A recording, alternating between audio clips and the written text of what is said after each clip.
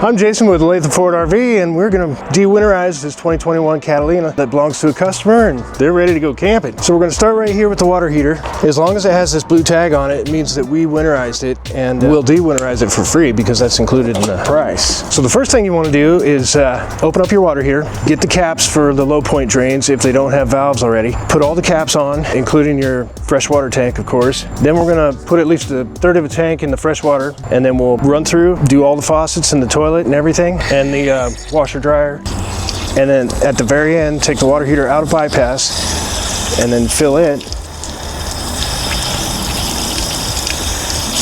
That's about full, and then we can go ahead and turn it on. So this anode rod looks a little rough, but it's actually still got a lot of life left in it. The threads down here have a lot of debris in them, a lot of calcium buildup, so I'm going to run a threader through there to get them cleaned up real quick. Otherwise we won't be able to get that anode rod threaded in here properly.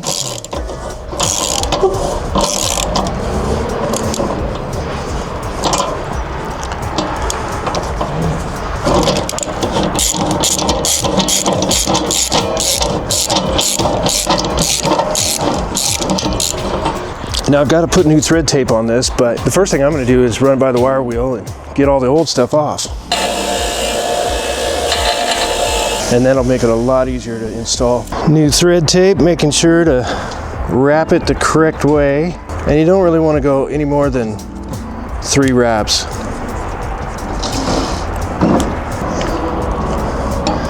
This can be a little bit tricky, but I find it easier if I just close my eyes.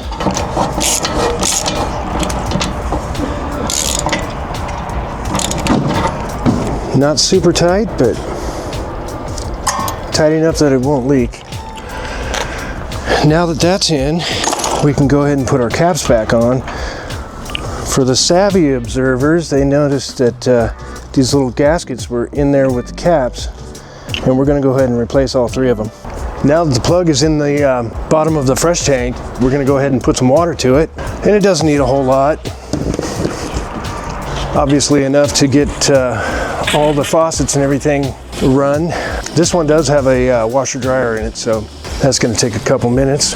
In the meantime, we can step inside and check the water pump and the back of the water heater. So I know the water heater is in this general location because of where it is outside. You know, I look at the window and get an idea. Somebody's left these screws part way out, so it's easy to find for the next mechanic.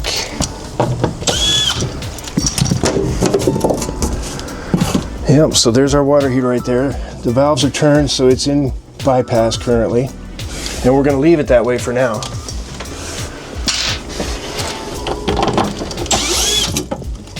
This panel, back underneath here, is our water pump, and it's got 2 valves on it because it's got a winterize hose. So we want to make sure the winterize hose is off, which it is currently, and that this line coming from the fresh tank is on, which it is. So that's good to go. And we'll just leave it open for now to make sure there are no leaks. So with about a third of a tank in the fresh tank, we kick the water pump on. Don't want to soak the customer's stuff. We can see that it's running clear already on the cold side. And switch to the hot side until it runs clear. Wait for the pump to shut off, which is a good sign. It means that the system is under pressure. Then we'll go in the bathroom. Do the same thing one at a time.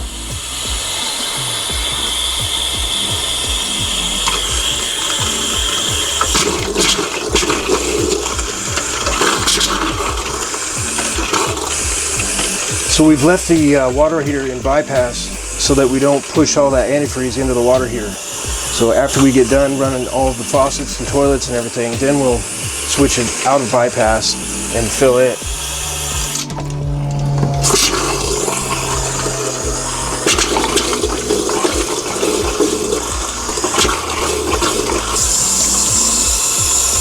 Got a brand new shower head with a hose, so it's a little kinked up yet. I like to get enough down in here that it's gonna run down the drain in transit.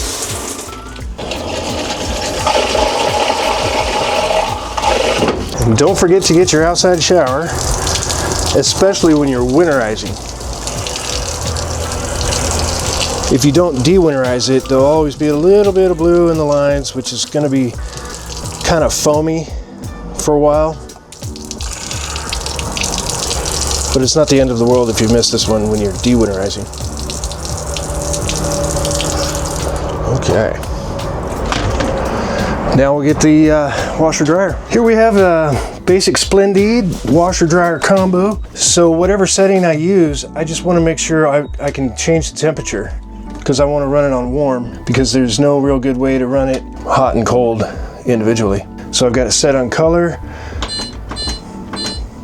Temperature is warm. Press and hold to start. Should hear the door lock. So all we need to do is let it fill until you can see the water coming up through the grates in the tumbler. So now I can see the water coming up inside here. It's got a lot of blue in it, but it's starting to clear out. There's probably at least a gallon in there right now, and that's more than enough to do what we're trying to do. So I'm just going to hold the power button, and this thing will usually drain on its own. So the very last thing we do is take the water heater out of bypass, turn the valves towards the tank itself, make sure they're fully open. If they're only partially open, then the hot and cold water could mix and it'll never work properly. At this point, you can either open the hot side of one of the drains or go outside and flip the pressure relief valve until the tank is full. I usually like to do this because when you hear that air rushing out, that means the tank itself is pressurizing and there are no cracks in it. This tank actually has a on-off switch, and I'm going to wait until the tank is full before I turn it on.